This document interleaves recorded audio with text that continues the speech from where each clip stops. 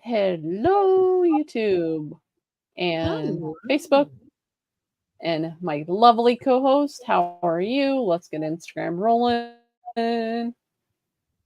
Instagram is rolling. Well, hi, happy Monday after a holiday type weekend. I know it started on Thursday and some people worked on Friday. I did. I know you did. But a lot of people had 4 days off. So, how was your holiday? My holiday was great. Had a wonderful holiday. Yes, I did. It kind of lost track of which day it was, right? Yeah. Because I had Thursday off, I worked Friday, and then I was off the weekend. There were a couple times where I'm like, man, today feels like Sunday, and it was only Saturday, thank goodness. So that was nice to have, just one down day. But no, we had friends in town. Um, that are from out of state. So we had a really, really good holiday, but nothing tops your holiday because you were traveling. I did travel, but before we get into that, let me say hi to everyone. So, we, of course, go live every Monday evening, 7 p.m. Central, 8 p.m. Eastern, and the rest of the time zones, you'll have to figure it out from there because I'm not that good. But we want to say hi. We stream to Rumble, Twitch, 3 Facebook pages, 2 Instagrams. We will also upload these to iHeartRadio, Spotify, and Apple Podcasts. I think I did it. You did it. Good I job. did it. It's only taken me how long to rattle that off. That's all right. That's what makes us real, right? That is it. Well, yes. So as you can probably see, I am in a different location. Yes, you were on the airplane. You were flying to travel and get out of the travel trailer for a few days. Yes, yes. So I flew to my parents in Indiana, and I flew on the 4th, bright and early in the morning, and I'll be here through the 20th, and I'll fly back on the 20th. So yeah, and I left my husband behind, so he's fending for himself right now, which is I think he's enjoying it, but that's okay. That's what Yeah. almost 23, almost 23 years of marriage. So it, it's time for a little space, but I know he's at home busy working. You guys got the new land, you've got work on top of everything else that you're trying to do. So I'm sure he's busy. yes, yeah, he was out on the property Thursday, Friday, Saturday, and yesterday. Because we live in Texas, we live the north part of Texas, and so of course a lot of people reached out today about the hurricane. And about I want to say about 3:30 Eastern, which was about 2:30 Central, he my husband texted and said, "Oh, we just got the first feeder band rain coming through." So, first time in many, many years that we did not have to prepare for a hurricane. Um, felt kind of different. I was gonna say, and that's just it. When you're not down around, Houston, and I know a lot of people were without power, so our thoughts go out to them as well. Uh, Yes, Stay safe, dear friends. But absolutely. so, what all travel hacks or um, plans did you make to travel to stay on track? Because anyone that's listened to the last couple weeks knows that we are in the middle of doing the BNC reboot, reset, refocus. So were you able to travel, and what hacks did you put in place so that you could easily travel? Well, there were certain things that I knew I could not just go to the grocery store and get when I arrived in Indiana. So I did send some things ahead of time, Amazon, um, things like that. Um, I also printed out a whole list of different recipes that I eat regularly. And so I could make that while I was here with my parents. But traveling was I before we got started, I said to you, I think I brought more of my stuff than I did clothes. and and you just traveled to Austin to KetoCon, and you also went on your cruise, so you know exactly what I'm talking Mhm. about. But first and Yep. foremost, I brought my hydrogen water bottle. I will not leave home without this. This is part of my daily routine. Just because I'm here visiting my parents, um, I'm still drinking my hydrogen water. So that's one hack that I did. Which The other one was I brought my copper water bottle. Of course, I didn't have water in it, but I did bring this as well. So I'm still drinking that. I brought my Shilajit. I don't know if they can see it on the camera, but what this is it's 84 plus mineral. And I drink this also every day. And so I just brought the whole box with the stuff in it. And then food wise, because I'm a big proponent of never being caught without something to eat, right? If you look in my purse right now, you're going to find chomps, you're going to find a power puck, you're going to find carnivore crisp. Always, always, always travel with that. So that's what I did. I got my big gallon Ziploc bags out and I put in a whole bunch of the carnivore crumbs. Now, I specifically buy the crumbs because it doesn't matter if they get banged around in my suitcase, they're crumbs. Mhm. Couple packages of chomps. I brought those. And then I brought quite a few of my power pucks. And it's the ones that I particularly eat are the tallow ones. My favorite, and I think one of your favorites, is the wafer cream. Mhm. And so I mean, when I left our travel trailer to get to the airport to get here, we got up at a quarter till 4 in the morning. So it was 3:45. And I decided to do a fat fast on my travel day. So I didn't have to worry about trying to find something to eat at the airport or anything like that. I literally had about a quarter of this, of the Power Puck, when I got to the gate. Um, I had I did buy bottled water because, of course, you can't bring water into the airport. They frown on that at TSA.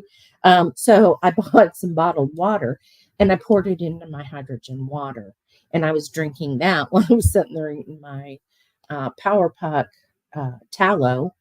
And I think I did end it early. I didn't do a full 24 hours. I did like 23-hour fast.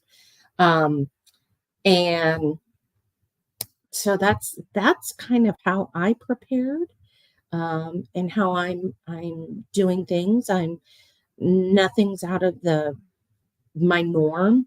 I did not Now I do normally have a 70-ounce mason jar that I put outside with and do my solarized water.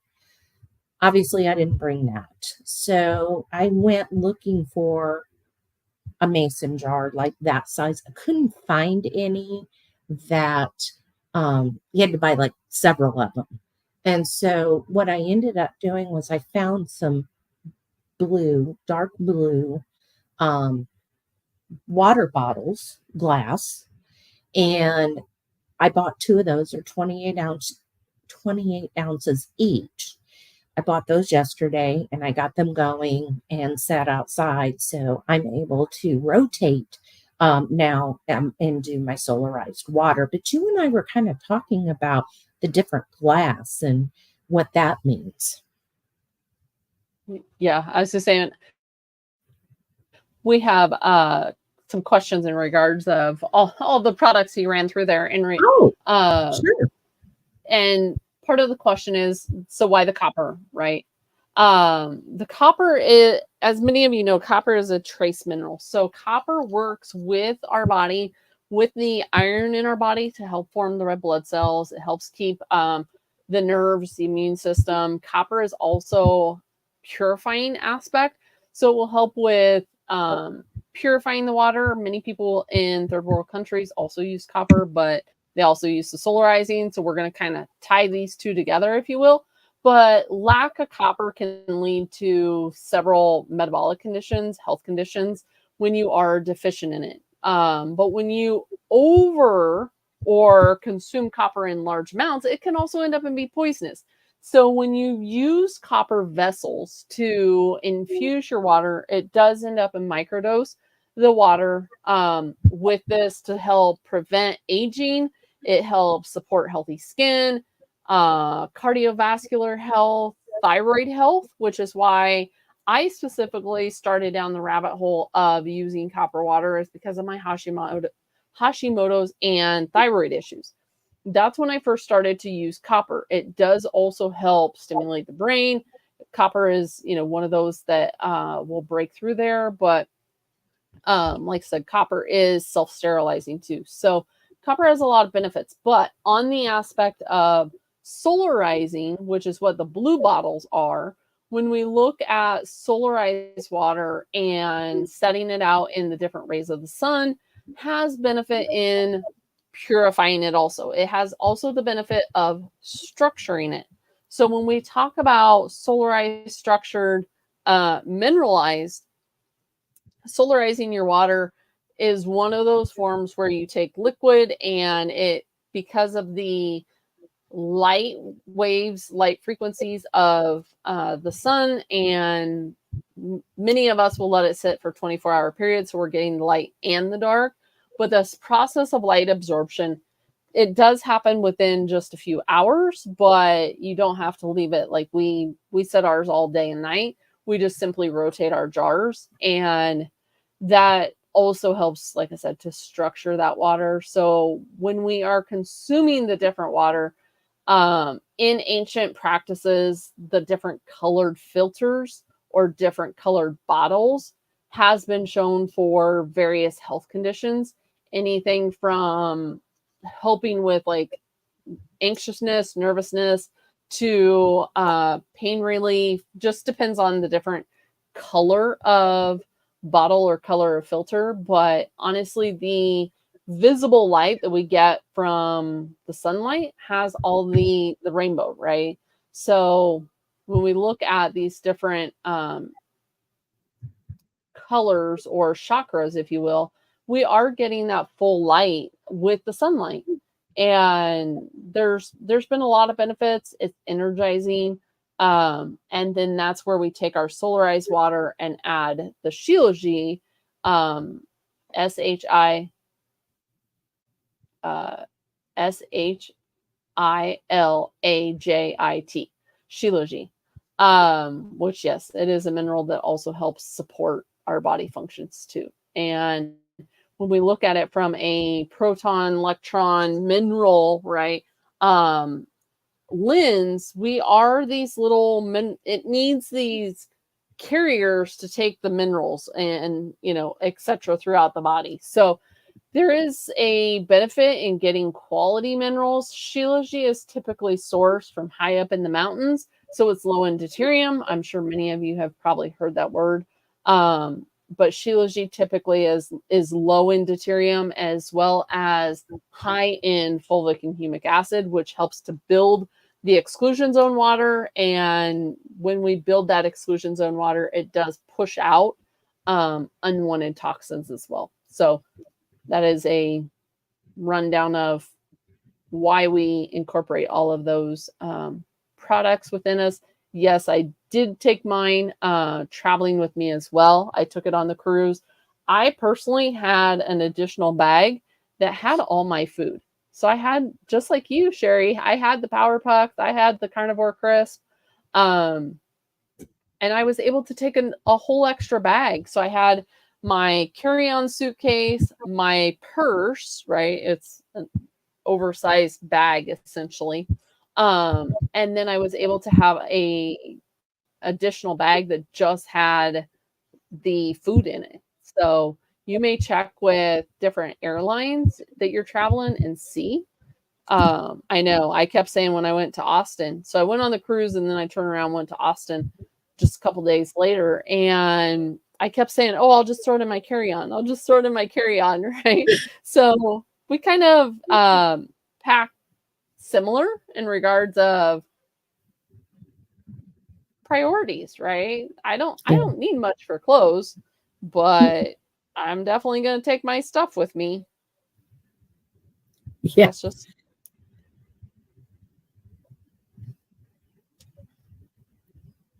That's just how, when things become non-negotiables and you can actually feel a difference with them, that is how important they become. Well, and I've had people ask me, how do you know it's working? Right. And it's like, well, then I'll tell you how you can tell. Stop doing it for a couple of days and then do it again. And you can definitely tell a difference. And it's not like taking, I don't know, a bunch of caffeine where you're like, woo, but you feel better. I do have a little bit of energy from all of this. So. Yeah. And it's not a energy like caffeine jittery type energy. It is a stable, consistent energy that lasts you. But when you were fat fasting with traveling, you had the Power Pucks, but how'd you feel? Did you feel full? Were you constantly thinking of food? Was that quote buzzword, right? Food noise always there, or were you satiated? Oh, I was completely satiated. So when I left, before I walked out of our travel trailer, one of the things I did was I ate probably about 2 tablespoons of butter. I know, sounds crazy, right? But my blood sugar, my morning dawn effect, absolutely, I can see a huge difference when I don't consume a higher fat breakfast, um, or I don't eat breakfast at all. My blood sugar will continue to rise all morning. And so, in wearing the CGM, the continuous glucose monitor, um, literally when I consume a high fat breakfast or just animal fat, it literally will stop that rise of glucose. Now, this is my body, and I know you can talk a little bit more about this, Becky, but it would stop the rise, and it would start lowering, and I would see it start trending down. So the first thing I did before I walked out of there was I ate about 2 tablespoons of butter. And then when I got to the gate, I noticed I was getting hungry. And so that's when I consumed about a quarter of the Power Puck, which is tallow, beef tallow. And once I almost couldn't get the quarter 8 because I was full. I was satisfied. And at that point, from then on until I would say when we went to get something to eat, 23, into my fast, 23 hours later, I really almost even then wasn't hungry. But it was, I wouldn't eat past, I don't like to eat past 6 o'clock or 5 o'clock, between 5 and 6, I try not to push dinner. And so it was either that or I was going to continue on with my fat fast till the next day. So anyway, but you can kind of talk to the fact of what the animal fat is doing. Yeah. So when we have an energy source, essentially, the body doesn't have to overcompensate by making the stress hormones. Cortisol is not the villain here. When we need cortisol to rise in the morning. That is a normal response. What happens though is many people have the dawn effect, dawn phenomenon, whatever you want to end up call it, where they're shooting their blood sugar up. They hit the ground running. They wake up startled to an alarm, those type of things, and then it shoots the blood sugar up, and then they're constantly battling that. I also have clients that will say, well, I wake up and I'm just not hungry. That's because your hormones and your stress is so imbalanced that the cortisol is taking over, and it's those stress hormones that are not making you hungry. Many people will end up in fast. Well, I'm not hungry, right? Not the fasting is bad, but because it can create some great things, so like autophagy and all of that. But when you are not fat adapted, when fasting doesn't come easy and you're trying to white knuckle, or you have some different metabolic conditions that makes fasting a stressor, it will backfire on you and it will end up and create this elevated cortisol. But when our cortisol is over elevated, then you're bypassing all of your other hormones. You're not making your sex hormones. You're not making any of that because your body senses stress. When we are in that sympathetic state, it doesn't know whether you're trying to outrun a bear or whether you're, trying to skip a meal. And it senses that. And so it sits in a fight, flight, freeze type state, and it doesn't want to push beyond, and it starts to hang on to everything because it doesn't know, when am I going to get a next meal? When am I going to end up and be done outrunning this bear? When am I, physical, mental, environmental? We have all sorts of stressors that are bombarding us day in, day out. We are different than our ancestors, hundreds of years ago, right? We are not in the same environment. We've got EMFs, bombarded at us. We've got blue light bombarded at us. We've got technology all over the world, right? That is dehydrating us, that is a stress. Our body ends up and catches these frequencies that all the devices are putting out. And so when we are doing this and we are not doing the fat fast, it puts more of that hormetic stress on. And when we do the fat fast, that teaches or puts that energy source of fat into the liver, into the body, so that you have that energy, and it will train the liver to burn fat for fuel, burn lipolysis. But also when we are leptin resistant, our body doesn't know we have that fat, it will create a cortisol response because your body doesn't know it has energy reserves. So it hangs on to it instead of opening it up. And part of this does help the body to burn through that, to open that up, to teach it that it can burn fat for energy. It is a preferred fuel source, and it will continue on throughout its process. Absolutely. And it was funny because, you're on the plane and they bring back, what do you want to drink? It's like water. I poured it into my hydrogen water bottle. And then they had like snacks, and it was like, no, thank you.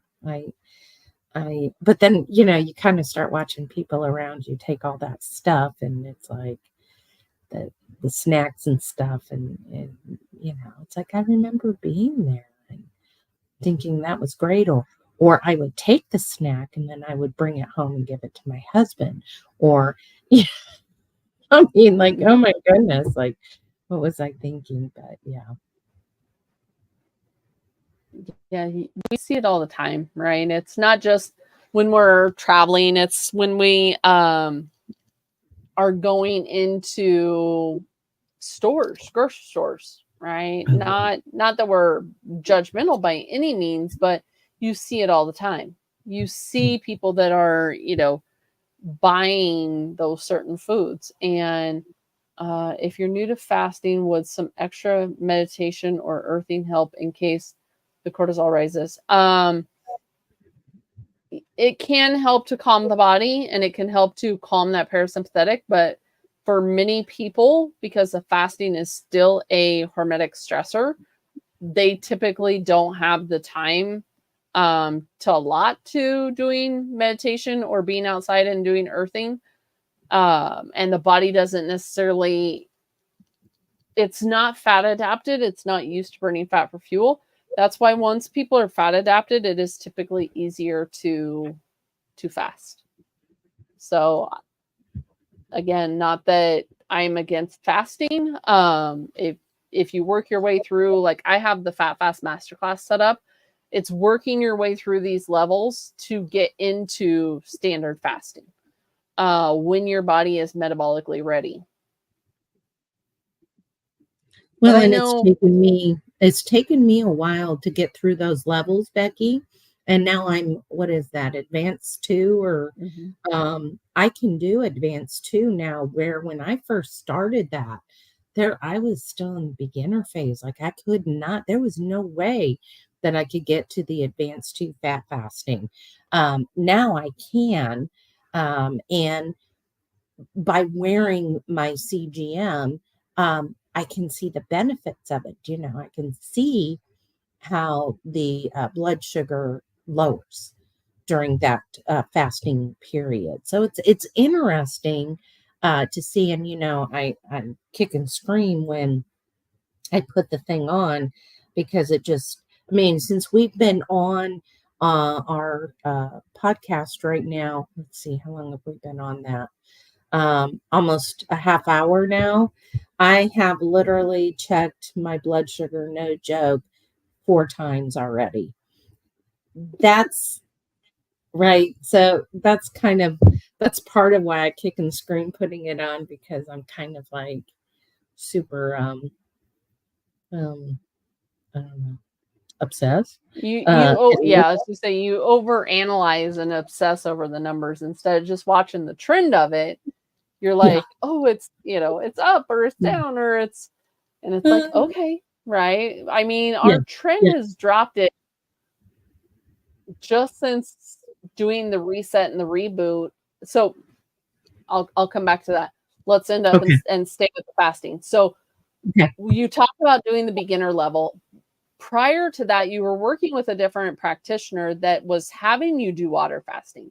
And Yes. this is why I say when a person isn't necessarily fat adapted, you were keto, you were carnivore, you were doing all the things to basically get fat adapted, but you weren't fat adapted to the point of when you did water fasting, what happened? My blood sugar rose considerably, and I gained weight. It didn't matter if I did a 24-hour fast. I did up to the 100-hour fast that I did. Um, but all the time, I gained weight, and my blood sugars always got worse. I mean, I was working under a doctor at the time, and he was kind of kind of surprised. And actually, I ran into him at Hack Your Health in Mhm. Austin, and he proceeded to tell me again that my body is still, he's like one of the most stubborn bodies, patients that he has worked with. Not stubborn because it was me not wanting to do it, it was my body that just could not do the water fasting. Yep. And that's where when I say it's the stress and the body ends up and pushed back, it was creating inflammation, it was hanging on to things, it was um giving you a run for your money. But when you do the fat fasting, we notice that the inflammation is gone. We notice that the blood sugar typically trends better unless you're stressed or, it's responsive. I'll put it that way because when you do your exercise, we would expect it to go up, right? It responds accordingly. And then it comes back down. And then, if you don't sleep well, it's another thing that will kind of jack it up a little bit. We know also that breath work, to April's point in regards of meditation and the earthing, we know that will lower it. So yes, there are things that you can do to bring it down. But those things did not work with just standard fasting. Yeah, you definitely have to work up to things. Most people are not metabolically healthy enough to jump in and do the things that they're seeing on social media, like what's the latest craze, the sardine fasting, right? Mm-hmm. um you know I had done a poll, I think it was last week or the week before, if people knew what their blood sugars were like, and overwhelmingly people said no. Yep, many people don't know, and that's where many don't want to know, because what are they going to change? But there's a lot of people that have a lot that they could change. And I'm not Yeah. saying they have to be 100% carnivore. I'm not saying, we're not another carnivore or even just a sole keto community in the BNC. We look at, several different quote dietary camps.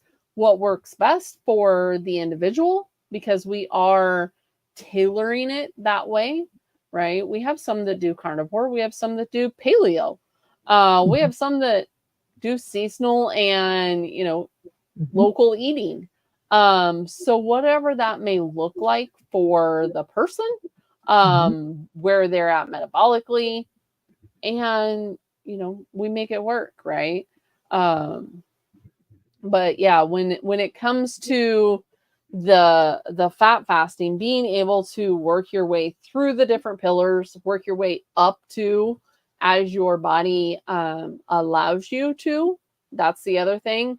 How do you know when to break a fast? How do you know when to keep going, right? Because many people just have that inkling of hunger and then they eat, or they eat out of repetition because it's 12 o'clock, I should be eating lunch right now, and they forget to kind of pause and realize, are they actually hungry, or are they just tired, or do they need to do something else? Maybe they need to go for a walk, right? It's just out of boredom that they are hungry. So we work on all those different strategies with fat fasting, as well as standard fasting. Well, and I'm going to throw in there, Becky, we also see people that do fasting too much. Mm-hmm. And that has also the reverse effect of what you're trying to achieve, gaining weight, starving. I mean, fasting should not be a white knuckle, painful experience of any form of fasting. And we do see that a lot. Yes. Well, and there's also guilt, shame come along with. Sorry, how can you join? There is a link. Otherwise, I will also put the banner up. So we see the guilt and shame, right? People will end up and try to follow a certain protocol, and then they feel guilty. They feel shame because they were supposed to go, 42 hours or 48 hours, and they can't, or they get symptomatic, they get lightheaded, they get dizzy, and so then they feel shame and guilty because they're co-member or friend can end up and do it very easily, but for others, it's such a struggle. And that's one of the things in our community is there is no shame around fasting. You set the tone, right? There's many of us that will fast together because it is easier with support together. But there's several of us that don't fast during certain periods of the month. Well, and part of what we're doing this month is the reset, reboot, and what's the other word? Refocus. Refocus. There we go. Apparently, I wasn't focused enough to bring up the word refocus. Okay, so I mean, this morning I got up and I did my walk. Right, so just because I'm traveling and I'm not home doesn't, in my mind, right, doesn't give me the excuse of not doing all the things. I have two choices, and this is how I keep it straight for me. I can fall off the wagon. I can stop doing all these things and I can go back to eating how I used to eat. I can also go back on my diabetes medication and gain more weight, gain the weight back, right? And then some probably. Or I can continue down this health journey that I'm on. And it's been a journey, but it's okay. Don't think I don't get frustrated along the way. I'm human. I do. I'm just in a different journey than what Becky is. Becky's still on her health journey. And I'm okay with that because again, I have two choices, right? Go back to the way I was or continue on. Yes, I wish this was going a lot faster than what it was. Yes, I get frustrated just like everyone else that they see on the social media posts that, oh, in 3 months I lost 40 pounds and now look, most of us aren't like that. And you also aren't seeing the real picture from reels and pictures and things like that. So, I don't know if that helps anyone out there. But that's, I guess, how I can go somewhere and they have, I don't know, birthday cake or dessert or whatever it is. And it's like, oh, do you want some? And it's like, no, thank you. I mean, my birthday is coming up in a matter of days. And my birthday will be no different than any other day. There won't be, oh, it's my birthday, I'm going to have some cake. I don't feel that need because, again, my healing is stronger than taking a bite of that cake or whatever that is. But that doesn't mean that you can't. That just means I can't because I have at Christmas time, my friends and I make an enormous amount of cookies. We have this annual cookie bake. And the whole time we made the dough, baked it, rolled it, decorated it, set it out, and then it takes us about 3 days to do all that. And then we put them in containers and we give them away. People love it.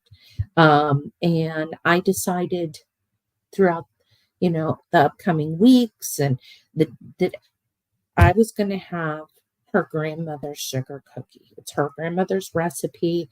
It is delicious. And I was going to have a cookie and I couldn't stop. And I went way overboard.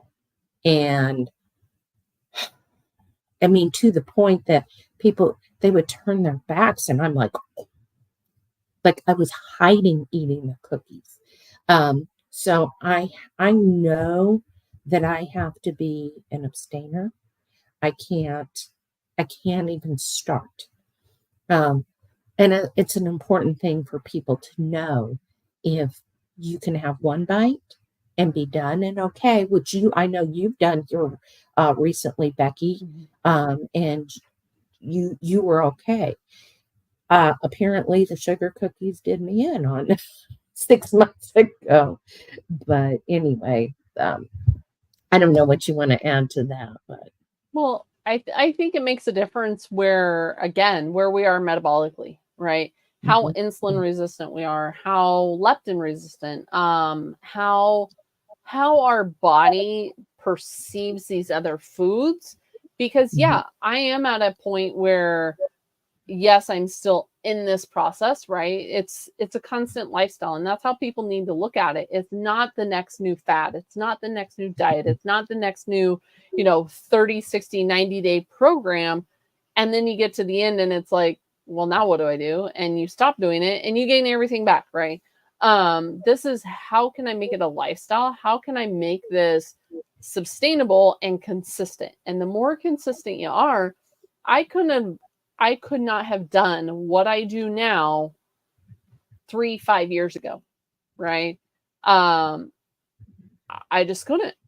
I would have I was the kid, well, I say kid, but I was the person, adult even, that would sit down in a, corner and eat the peanut butter with a spoon, right? yeah, yeah, I I was that person that couldn't have certain foods in the house because I would eat it until it was all gone. mhm, Um, it may not be all at once, right? But it would be like what you said. I would go for one and then go back for another and then another. And then even if it was still sitting in my house a day or two later, I would still be eating on it, right? mhm, It mhm, wasn't just that event, such as, my mother's birthday or my son's birthday, which was just the end of June. And eating one of those, foods, or I'm not going to constantly give, the name of the foods because I don't want to trigger right, or start anything. I know we have several community members that are watching this too, but I would have that and I still had it in my house, but it was no longer holding that grasp over me to mhm, constantly be pulling me back. So that is where I know I'm at a different stage, is because I'm able to break that addiction. I'm able to look at it for what it is. I make the choice as a, you know, grown adult to choose to have it, because that's essentially what we do. But when I was in the grasp of the addiction world, it was more mindlessly eating. Like, yeah. I knew I would have a serving, right? But then I would be, into the third, fourth, fifth serving, and it's like, what am I doing? Well, and honestly, what people don't identify this and for what it is, but it's a food addiction, Mhm. Which you know. they need to realize also that it's not their fault. That Right. is one of the biggest things, is how we were lied to ever since the 70s when the tobacco and food industry took over, Mm, essentially, and created this addiction model. yeah. And I mean, I know we go into it, more in the community and what this addiction model looks like, but people need to realize that it is not their fault. This was done by people obviously larger than ourselves, um, but also the fact that there is a way to step away from that addiction model. There is Mhm. hope. There is support. You are not in it alone. Many people um, identify the same way as what you do, and there is group support. There really is, and even as coaches, um, when other members come alongside of us and fast with us, do the fat fasting and things like that, because we're still doing things ourselves as the coaches. It just makes us as individuals and them as individuals we're now a team, and we're encouraging each other when we do that. Um, but there are, I mean, we could go on for hours just on the food addiction alone. Why do you think they say you can't eat one, right? Because there is, they have scientists that figure out that bliss point to where you can't eat one. And so that's where, I've had to, and I use me as the example of I don't start. So then Yeah. I don't have the one to where I'm off and running and I finish the package. So, but that's been a lesson. I mean, I'm almost at this 3 years. It'll be 3 years in September that I've been on this healing journey. Um, yeah, I didn't get here overnight to where I'm at now. Mhm. Well, and people are also constantly bombarded in their everyday life. They are bombarded with this marketing and the tactics that these companies, Nabisco, General Mills, etc., all end up and use in the addiction model. We are constantly, so like I said, the the modern model for the addiction side isn't, why can't I do this? Why can't, this is being done to us. Many people don't realize that. We need to shift out of kind of the victim, because it's not us. We need to replace that and realize that we can do this. And once you kind of see it for what it is, see it for that addiction model, you start to see commercials that are targeted. So all the advertising, the availability of these bliss foods, right? Ever go to a grocery store? Guess what's at the checkout, right? What smacks you first thing when you walk in the door? It's all these addictive products. They create that to target it. So, and they also make it affordable, right? It's so much cheaper to buy these processed foods, when in reality, if you just eat whole foods and you gain that satiety, because they create a vicious cycle. You end up and you start on an addictive food, and then it's like you constantly seek this dopamine hit. Guess what? Guess what else ends up and helps the dopamine? Cold exposure, sunlight, all of that is free. You don't need these false dopamine hits. Yeah, it's kind of crazy too. What's free around us, right? Yeah, I paid a couple dollars for the blue bottles that I have here. Um, but I wasn't not going to not do my solarized water. Well, and let alone the fact of, if you use municipal water, what all is in it? Fluoride, chemicals. Nope. It's not what I want to drink. No, that's why I'm drinking my solarized water, right? That's why we do that.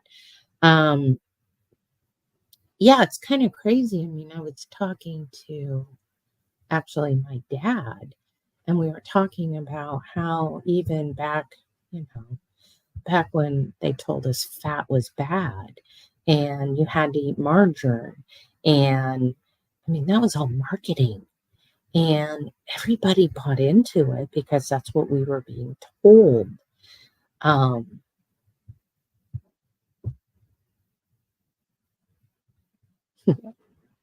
Yep. I know. Margarine is like one molecule away from plastic, Yeah. right? They keep telling us saturated fats are bad. Don't eat, animal source fats. Don't end up and consume too much meat, because it can end up and, cause issues. aka the C word. Um, so don't consume it. Don't consume fats. Don't consume, don't go in the sun. Make sure you wear sunglasses. Um, all of that is misinformation. It's not going to end up and cause cancer. It's not going to, sunglasses are not beneficial for your health. They're blocking those beneficial light rays. Sunscreen is another toxin that you're putting on your body to prevent the body from naturally producing vitamin D. It's loaded with chemicals. So, I mean, everything that they basically are doing, do the opposite. Or I should say, everything they are recommending, do the opposite. Yeah. Yeah, absolutely. It's just funny when you start thinking back to all the commercials and, they all work together. The pharmaceutical companies, along with the food companies, they work together. And the thing is, if I went to the doctor and I said, look, I have a stomach ache, they're going to throw a pill at me. And without ever asking me, well, what did you eat? Right? And I'm like, oh, was it the tons of sweet I ate yesterday and the fried food and the whatever it was, but they don't ask you what you ate. They go, here's a pill. And unfortunately, and I fell into this for the longest, most of my adult life, was what they said was okay. And I never stopped to look at the side effects of things and what things were doing. And I remember when I got diagnosed as a type 2 diabetic, my doctor said to me, you do realize that we're just going to keep giving you pills. And I didn't even get it then. And it took me another 18 years. Well, because many of us are thinking that our physicians have our health, at the forefront, right? They end up and want to help us. They want to be able to believe in them, that they have, that they took that code of ethics, if you will, and they're doing the right thing. Well, I can guarantee many of the physicians have, pharmaceutical companies in there or a rep in there very frequently, and insurance companies that are, after them of, this is your checklist for, high cholesterol. And it's just, your health needs to be taken into your own hands. You have the power, you have the knowledge. If not, seek the knowledge, seek the information, be willing to relearn. Right. We had an interesting discussion. I believe it was Friday in our group, Becky. One of our members took a test, a lab, and unbeknownst to him, he got a false positive on a test. And the doctor flipped out and wanted, of course, him to take medicine. And he literally paused and went and researched and found out it was what he was consuming. It was what he was it drinking? And there was, it was what, coffee, and there was something else. Yeah, it was the stevia glycerol that was causing issues. Yeah. So he cut the coffee and he cut the stevia that he was adding into it. Yeah. But he had to figure that out. The doctor did not. And it's like, whoa. So interesting. So when I get back from being in Indiana, I'm actually going to have my own labs run. And there are sites out there where you can have your own labs run. And because it's time. I haven't had it done in a year. So it's time to see all of my different levels and everything. But I have that availability. Yes, it costs me out of pocket. But if I went to the doctor and said, run me this list of labs, first of all, they'll probably get pushback on about most of them, right? Because insurance won't pay for that and this and that. And all the things I've learned through these last number of years is I know what certain labs that I need ran that the doctors just won't do for me. But I don't have my deductible in, so it's still going to cost me X amount of money to go to the doctor to get my labs run. It's going to cost me less to just go get my own labs run. Either way, it's out of pocket. That's just the route I'm taking. But I do know it's important enough to get your labs ran and see where levels are. I take one supplement pretty religiously because of my low testosterone that I had. And somebody asked me, "Well, how did you know to start taking it?" And I said, I had labs done. Like it wasn't just like, oh, my favorite influencer said, "Hey, you need to take this. This will help with this."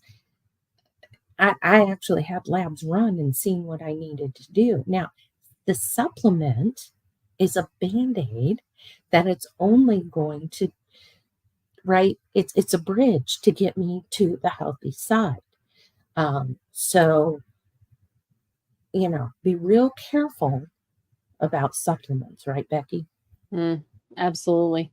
Well, you never know one what is in the supplement, but many times also many people, I'm choosing my words wisely, many people will end up and suggest multiple supplements. And Mhm. then one, you don't know what supplement is working. And two, what is in those supplements, but you also start the supplement world can be very much like the pharmaceutical world, right? You start to Yes. take one and then you have to add another and then you have to add another. And by the time you know, you're on, 7 different pharmaceuticals, right? Um, or you have a whole cabinet full of supplements that you don't even use anymore. And so then you end up and you be like us and you purge your cabinet and you throw a lot of those out. uh but no, supplements have their time and their place, and I get Yeah. that, but many times it's people need to go beyond that and get to the root. Right. Right. Just because, like I said, this person said, "Oh, well, taking this will help with it, this." And it's like, gosh, I mean, I don't know. I question that kind of stuff. It's like, well, maybe it helped you, right? The supplement that I'm taking for the low testosterone, definitely. I mean, Becky, you don't need to take that. Mm-mm. No. But I could be sitting here going, "Oh, take this supplement, it helped, blah, blah," right? So just kind of word of caution on even supplements. Uh, if you've got an influencer that you are following and they're pushing a supplement for everything or a product for every ailment, you might want to find a different social media influencer to follow. Or at least look at it a little bit deeper because Mhm. not everything is one size fits all. Correct. Well, this was fun tonight. I mean, who knew we just ebb and flow in our conversation. Yep, we do. And I think that's hopefully how, people can relate to us because we are just two people, right? Navigating this fun world of multiple voices out there that sometimes, it gets a little lost in the weeds as far as doing what works. So, Definitely, and that's why we titled this "Healing the Whole Body," because that's what it is about. I can't talk all of a sudden. So before we sign off here, I want to remind you to like, subscribe. See, I'm done, Becky, apparently. Subscribe, like, comment. We're not sponsored by anyone. It does help with the algorithms. So we do, and we do appreciate it. We love hearing from you. And so I think we've got some speakers or some guests in the works, which we're trying to get them pinned down to schedule. But we've got some stuff we're working on behind the scenes. So if there's something a topic or somebody that you may want us to talk to, that's definitely something you can put in the comments and let us know as well. Yes, absolutely. And I see comments coming in on Instagram. So many of you may have missed what this was about. We go live every Monday. So join us at 7 p.m. Central Time on Mondays and at 8 p.m. Eastern, if you're Eastern. We talk about various topics, anything that is related to health, healing, and beyond. We have the community that is Beyond Nutrition Community, bncommunity.com. You can find us over there because I have a meeting following this over there. So Instagram, I see several of you that are just jumping on and joining. So we go live every Monday. If you have questions, feel free. Maybe we'll do a Q&A next week and answer your questions. Sounds like a plan. Well, thank you everyone for joining us. We do appreciate it. And Becky and I actually get to jump over to a meeting now inside of our BNC community. And if you're interested, do join us. And we will see you next week. Sounds good. Have a wonderful evening, everyone, and see you next Monday.